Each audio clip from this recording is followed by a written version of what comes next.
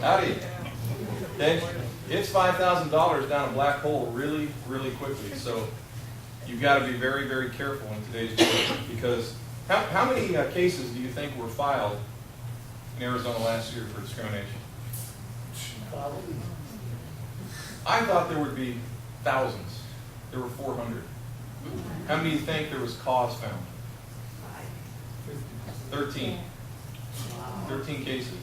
It's got to be pretty bad. I get them all the time. I had one the other day.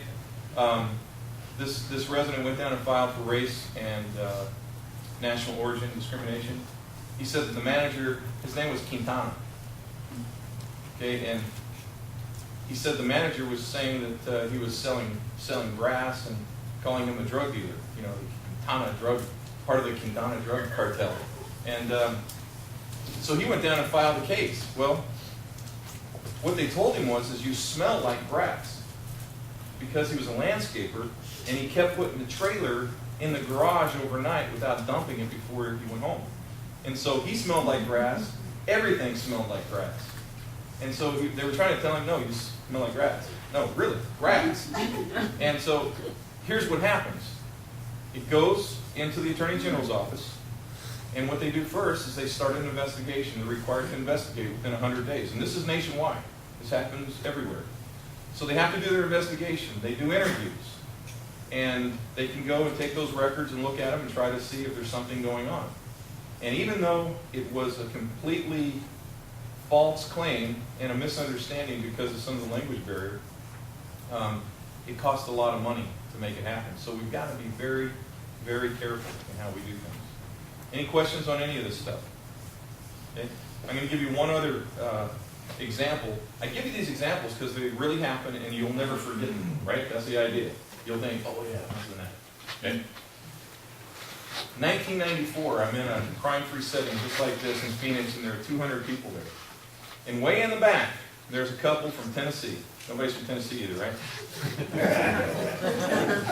Not anymore. Anyway, this couple, I'm going through some of this stuff, and this one lady, there's 4 people back there, about 100 and something years old, okay? And this lady keeps raising her hand, so I finally call on her, and she says, you know, it wouldn't be too bad except for them daggum Filipiners.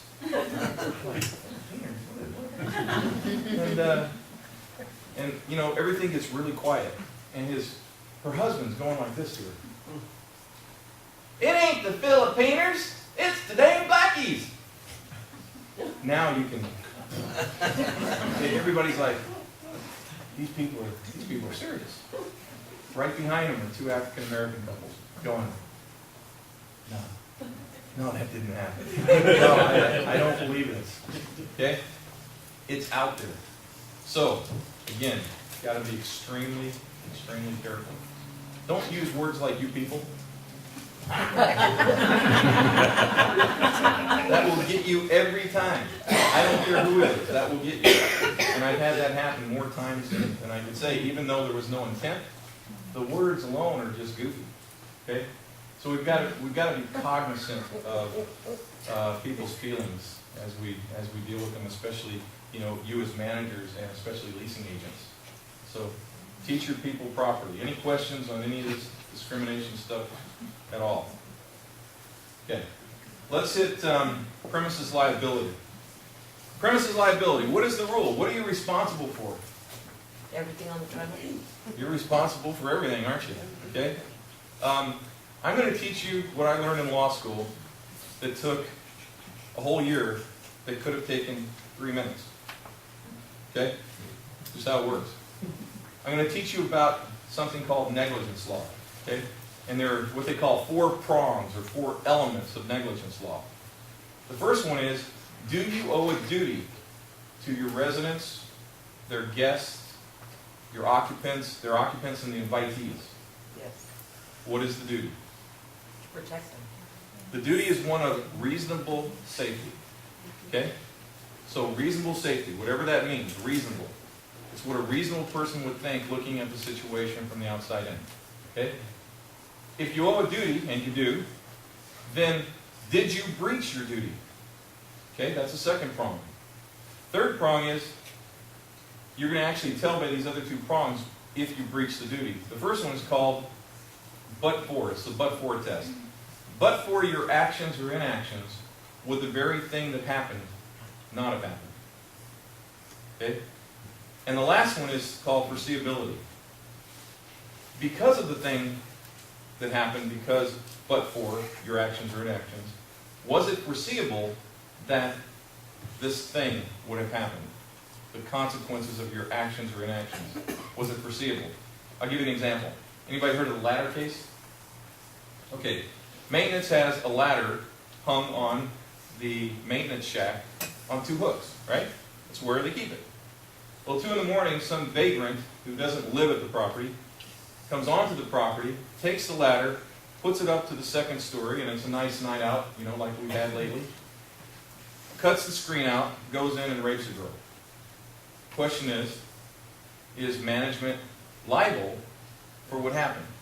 So we have to look at the negligence test, right? Do you have a duty? Yes, we know the duty. Did you breach it? Don't know, let's test it. But for your actions or inactions, would this have happened? No. Probably not.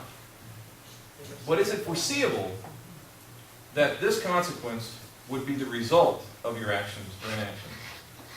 That's a harder one. Is it foreseeable that someone would have taken that ladder, put it up there, and raped this girl? And they held that that was not foreseeable. 6 months later, when it happened again, is it foreseeable? Absolutely. Absolutely. As a result of that, we have a ladder in the back of our building, and I chained it up to a pine tree. So at least nobody's going to take our ladder off the pine tree. So now we take now you have negligence law. You understand negligence law. When attorneys are fighting and stuff over, say, anybody ever been in a car accident where you got hit from behind or hit from somewhere? That's what they're fighting over. There's the liability, and then there's the damages.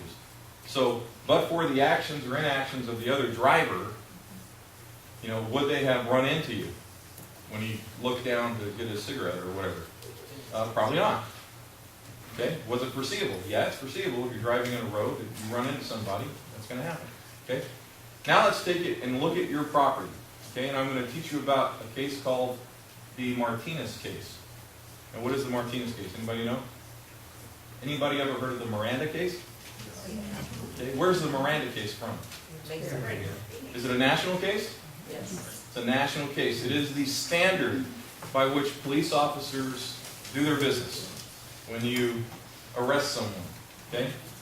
They usually read them their rights. That's what we think of, right? How do they go? You have the right to remain. Anything you say can and will be in a Court of law. You have a right to? Hey, do you officers know any of these people? Know this pretty well. You've been watching too much Law and Order, huh?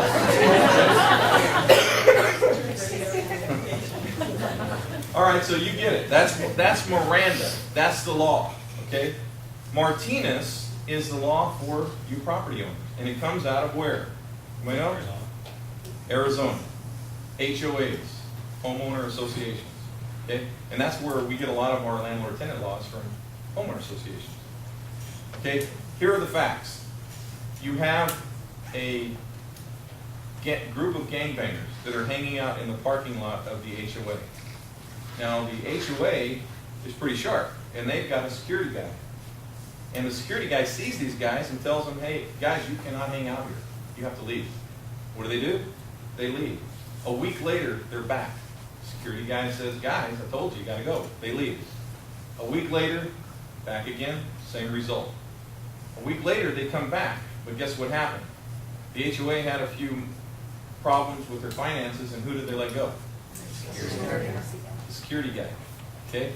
Now they're back, and one of the homeowners is having a graduation party. He invites some people over, and this one guy comes over in his brand new restored truck. He sees these gangbangers as he comes into the parking lot. He parks, and he's kind of concerned. Do they have games today? No, not really. Not really. A little bit, okay.